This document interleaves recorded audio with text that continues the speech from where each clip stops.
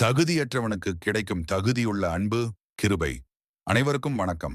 இன்னைக்கு நாம வேதாகமத்தில் இருக்கிற ஒரு அழகான வார்த்தையை பத்தி பேச போறோம். அந்த வார்த்தை கிருபை. நம்மள பல பேருக்கு இது ரொம்ப பழக்கப்பட்ட வார்த்தை தான். ஆனா உண்மையிலேயே கிருபைன்னா என்னன்னு யோசிச்சிருக்கீங்களா? ஒரு சின்ன உதாரணம். நீங்க ரோட்ல தப்பான வேகத்துல வண்டி ஓட்டுறீங்க. போலீஸ் உங்களை புடிச்சிட்டாங்க. அவங்க உங்களுக்கு தர வேண்டிய அபராதத்தை ஃபைன் தள்ளுபடி செஞ்சு, பரவாயில்ல, இனிமே கவனமா போங்கன்னு சொன்னா அது இரக்கம், மர்சி. ஆனா அந்த போலீஸ்காரர் உங்க அபராதத்தை தள்ளுபடி செஞ்சது மட்டும் இல்லாம அவரோட பாக்கெட்ல இருந்து காசை எடுத்து உங்க வண்டிக்கு பெட்ரோல் போட்டு அனுப்பி வச்சா அதுதான் கிருபை, கிரேஸ். அதாவது நமக்கு கிடைக்க வேண்டிய தண்டனை கிடைக்காம இருக்கிறது இரக்கம். நமக்கு கிடைக்க தகுதியே இல்லாத ஒரு ஆசீர்வாதம் கிடைக்கிறது, கிருபை. கிருபை ஏன் நமக்கு தேவை? இப்போ ஒரு கேள்வி எழலாம். ஏன் கடவுள் நமக்கு கிருபை காட்டணும்? வேதாகமத்துல ரோமர் 3:23 சொல்லுது, எல்லாரும் பாவம் செய்து தேவ மகிமையற்றவர்களாகி. நாம எவ்வளவு நல்லவங்களா வாழ நினைச்சாலும் ஏதோ ஒரு இடத்துல தப்பு செஞ்சிடுறோம். ஒரு பரிசுத்தமான கடவுள் முன்னாடி நிக்க நமக்கு எந்த தகுதியுமே இல்லை. நம்மளோட சுய முயற்சியாலோ நல்ல காரியங்களாலோ நம்ம பரலோகத்துக்கு போக முடியாது. உதாரணம், நீங்க கடல்ல தத்தளிச்சிட்டு இருக்கீங்கன்னு வச்சுப்போம். நீங்க நீச்சல் அடிக்க தெரியாம முழுகிறப்போ நீங்களே உங்களை எட்டி பிடிச்சு தூக்கிக்க முடியுமா? முடியாது.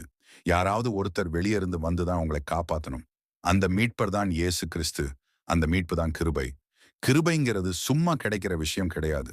நமக்கு அது இலவசம். ஆனா கடவுளுக்கு அது விலையேற பெற்றது.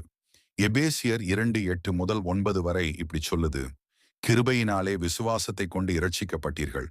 இது உங்களால் உண்டானதல்ல, இது தேவனுடைய ஈவு. யோசிச்சு பாருங்க, ஒரு ராஜா தன் நாட்டுல தப்பு செஞ்சோம் ஒரு குற்றவாளிக்காக தன்னோட கிரீடத்தை கழட்டி வச்சுட்டு அந்த தண்டனையை தானே ஏத்துக்கிட்டா எப்படி இருக்கும்? அதுதான் கல்வாரி சிலுவையில நடந்துச்சு. நம்ம பாவத்துக்கான தண்டனையை இயேசு ஏத்துக்கிட்டாரு. நாம தோத்து போன இடத்துல அவர் ஜெயிச்சாரு. நாம பட வேண்டிய கஷ்டத்தை அவர் பட்டாரு. இதுக்கு நாம தகுதியானவங்களா? இல்ல.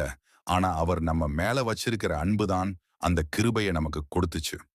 4வது, கிருபை நம் வாழ்வை எப்படி மாற்றுகிறது? சரி, இப்போ கிருபையை பெற்றுக்கொண்ட நாம எப்படி வாழணும்?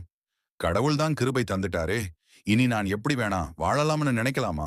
கண்டிப்பா இல்ல. உண்மையான கிருபையை உணர்ந்த ஒருத்தர் பழைய பாவ வாழ்க்கைக்கு திரும்ப மாட்டார். பவுல் அடியார், அவர் சபையை துன்பப்படுத்தினவர். ஆனா கடவுளோட கிருபை அவரை ஒரு பெரிய அப்போஸ்தலனா மாத்துச்சு. நான் இப்படி இருக்கிறது தேவ கிருபையினாலேயேன்னு அவர் சொன்னார். நாமும் கூட நம்ம பலவீனங்கள்ல என் கிருபை உனக்கு போதும்னு கடவுள் சொல்றாரு. நீங்க சோர்ந்து போயிருக்கும் போது, என்னால முடியலையேன்னு நினைக்கும் போது அவரோட கிருபை உங்களை தாங்கும். கிருபைங்கிறது ஒரு லைசன்ஸ் டு சின், பாவம் செய்ய அனுமதி கிடையாது. அது பவர் டு ஓவர் கம் சின், பாவத்தை வெல்லும் சக்தி.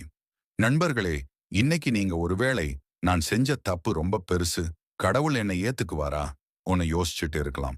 கிருபைங்கிறது ஒரு திறந்த கதவு. நீங்க எதையும் சாதிக்க வேண்டியதில்லை. நீங்க எதையும் விலைக்கு வாங்க வேண்டியதில்லை. ஆண்டவரே உம்முடைய கிருபை எனக்கு தேவைன்னு ஒரு வார்த்தை உண்மையா கேட்டா போதும். அந்த அன்பு உங்களை அணைச்சுக்கும். இந்த வாரம் முழுக்க ஒரு காரியத்தை மனசுல வச்சுக்கோங்க. நம்ம நல்லவங்களா இருக்கிறதுனால கடவுள் நம்மளை நேசிக்கல, அவர் அன்புள்ளவரா இருக்கிறதுனால நம்மளை நேசிக்கிறார். அதுதான் கிருபை. ஆமென்.